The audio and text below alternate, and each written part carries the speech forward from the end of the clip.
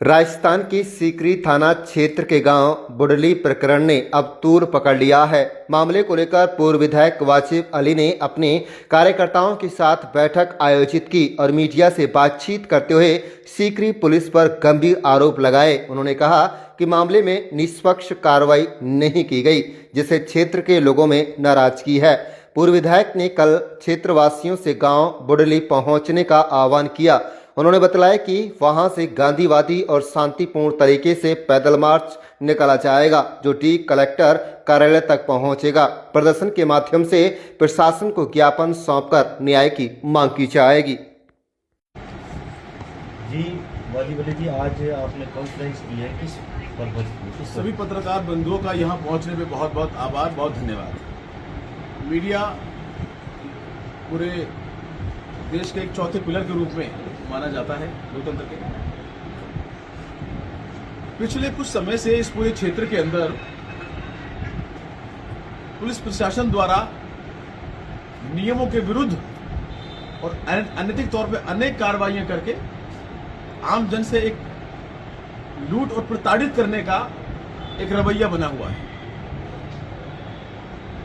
परसों की जो बुडली की घटना है वो भी उसी से जुड़ी हुई है। उनका मकान बन रहा था, कुछ पुलिस के सिपाही जाते हैं उगाई करने के लिए, उनको धमकाते हैं, डराते हैं कि आपके खिलाफ झूठा मुकदमा दर्ज हो जाएगा, पैसे दीजिए।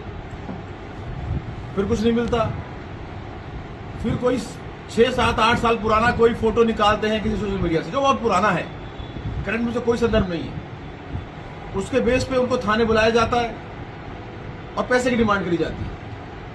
और वो परिवार किसान परिवार है, उनकी खाद बीज की दुकान है और वो इनकी पैसे की डिमांड को पूरी नहीं करते हैं। फिर पुलिस जो है कुछ लोकल लोगों के साथ मिलकर रात को उनके घर जाती है, उनके परिवार से, मां बहनों से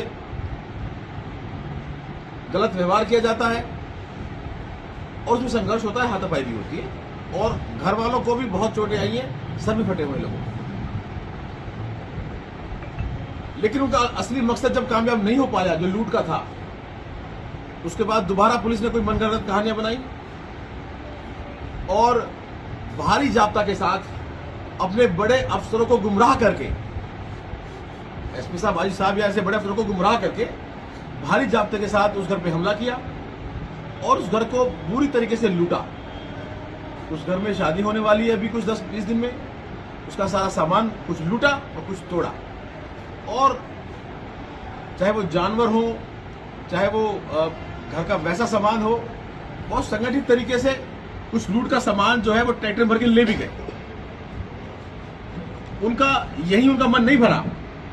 उसके बाद कल शाम को किसी पीडब्ल्यूडी विभाग से एक नोटिस दिलवाया कि 2 दिन में मकान खाली करिए। सिर्फ अकेला आप ही का मकान पूरे रोड में आता है। तो देखिए, जब इस तरह की कार्रवाई, जो सरकार के रक्षक हैं, जो हमारी सुरक्षा के लिए, हमारे संविधान की पालना करवाने के लिए जो लोग सत्ता में हैं, एडमिनिस्ट्रेशन में, प्रशासन में हैं, जब वो इस तरह की एक तरफा सेलेक्टिव कार्रवाई आम जन पे करेंगे और कोई सुनवाई नहीं होगी, तो फिर आम जनता के पास, पीड़ित के पास सड़क पे आने के अलावा कोई रास्ता नहीं बचता। इसी के चलते मैं आपके माध्यम से आज ये अपील करता हूं और ये इन्फॉर्मेशन देता हूं कि कल सुबह 7 बजे से पहले 7 बजे भारी संख्या के अंदर पूरे क्षेत्र से लोग, पीड़ित लोग, इस संविधान की लड़ाई के लिए लड़ाई लड़ने वाले लोग, सर्व समाज के लोग बुडली में एकत्रित होंगे और वहां से जो टूटा हुआ सामान है, बच्चों का, औरतों का, बूढ़ों का, बुजुर्गों का, रहने का, खाने का, पीने का, जिसको डकैतों की तरह तोड़ा गया, खराब किया गया, उस सबको लेकर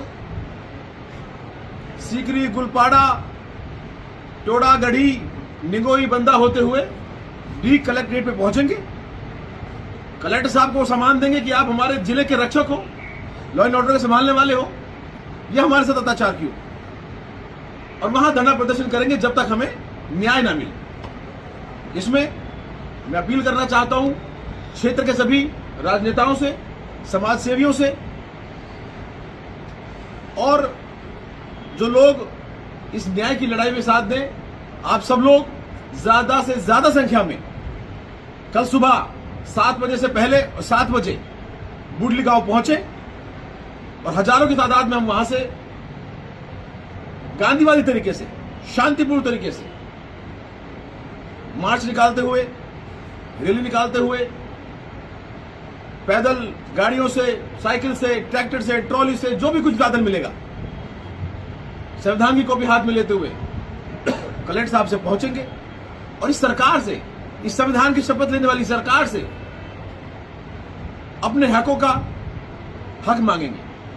क्या गलती है उन छोटे छोटे बच्चों की, माओ की, बहनों की, जिन्हें मारा गया है, पीटा गया है, जिनसे उनका रहन सहन का अधिकार छीन लिया गया और अब जो है उनके परिवारों को प्रताड़ित किया जा रहा है, उनके रिश्तेदारों को प्रताड़ित किया जा रहा है।